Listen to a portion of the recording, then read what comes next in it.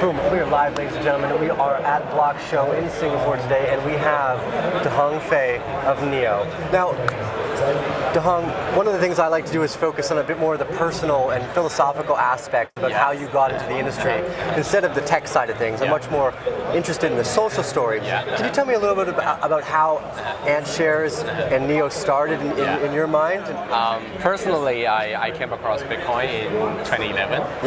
I spent a year to research on it. And then I bought my first Bitcoin in 2012 at price about $10. I regret I didn't buy more. Then in around 2013, with the rise of the price of Bitcoin, there are communities popping up in China. So we decided to do a community organization called BitAngels Club. So we organize meetups, we do conferences, and then a year later, we started to spin off a project called AntShares. AntShares is initially designed to facilitate crowdfunding using crypto tokens. Very similar to the idea of ICO. Right. I actually remember the first time I looked at AntShares, it was because of the interest I had in the potential for smart contract releases, and I was very excited because the Chinese industry is quite big, and I'd always imagined smart contracts needing, our legal system in Canada, the United States is much different than that of China, so I imagined the smart contract system would need to be the same. Can you tell us a little bit about the philosophical reasoning behind changing the brand name from AntShares to NEO? And was AntShares originally a brand you thought would do better in the Chinese industry because I know you guys are, can you tell me a little bit about that change? AntShares is quite long. Actually, it's quite a long name, and I don't know whether it's easy to memorize. And the problem is, when we started AntShare, the Ant Financial Group doesn't exist yet. But afterwards, after 2 years, they registered a company in China called Mayi or Ant Financial in China. So there are some collision between branding. So we decided to go with a new name. So we decided, if we want to pick a new name, then we decided to pick the name NEO. No, it's a great name. It's a great transition. I actually liked AntShares. I thought it was cute, the little cute guy back in the day. I had a lot of fun with that one. It was very reminiscent of the growth of the company too. Can you tell me a little bit about where you feel we are in the markets right now, and what's going to bring mass adoption?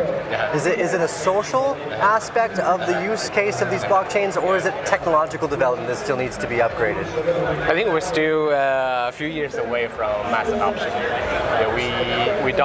We still lack of infrastructure stuff. The performance, the governance of blockchains are still immature.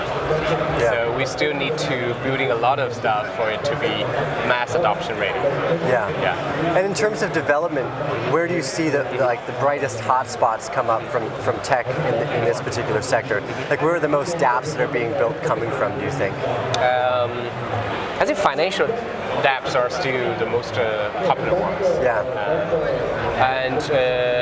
From the protocol level, I think cross-chain protocol, interoperability protocol is a hotspot.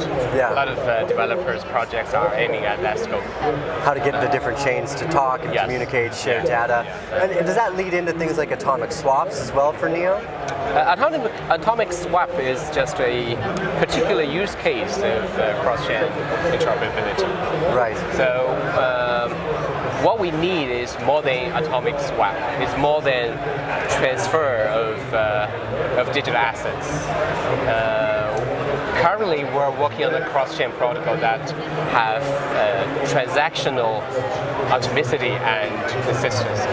So that means we can do you can say we can do anything with, you can do any operation with different blockchains, not just transfer assets. Right.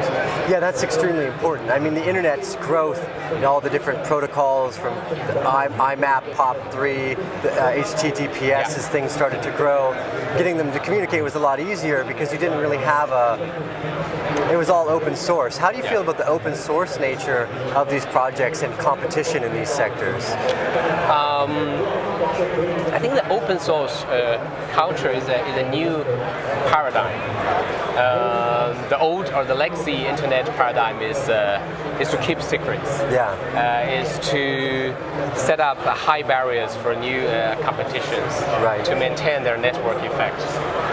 But if everyone or the major one, the core infrastructure are doing in an open source way, competition, there'll still be competition, but that's competition for better service, better product, not building walls to keep other people outside. Do you feel that there is more collaboration in this space because of that as well for things like interoperability? Blockchain industry started with a very strong influence of open source culture. So it develops really quick. After Bitcoin, we saw Litecoin, we saw Namecoin, different coins. They all learn from Bitcoin, and then have we witnessed the birth of Ethereum and other new breed of blockchains. They all learn from each other. And in terms of the way you stay ahead of the markets in that type of culture, what's been the greatest culture builder for I guess the people that work with NEO and development and some of the other ecosystems that you guys are building? I think besides open source, besides interoperability, besides decentralization, our culture is our working culture philosophy is pragmatic idealism. So we share the same ideal future world image with other blockchains, the same one, but we decided to be more practical. We need to work around different obstacles to get there. So less competition and more collaboration is what is almost part of the philosophy too then. A competition is good. You need to make sure everyone's going a little further. We need to make sure everything is, we need to ensure most of the core infrastructures are open sourced. So that will some kind of encourage competition, but competition will promote productivity. Beautiful. Hong, it's been a pleasure to chat with you today. Thank you for your time. Thank you. Arcane Bear family, give us those thumbs up, like, subscribe, share, follow these wonderful gentlemen, and keep an eye on NEO because there's great things coming in the future. Thanks.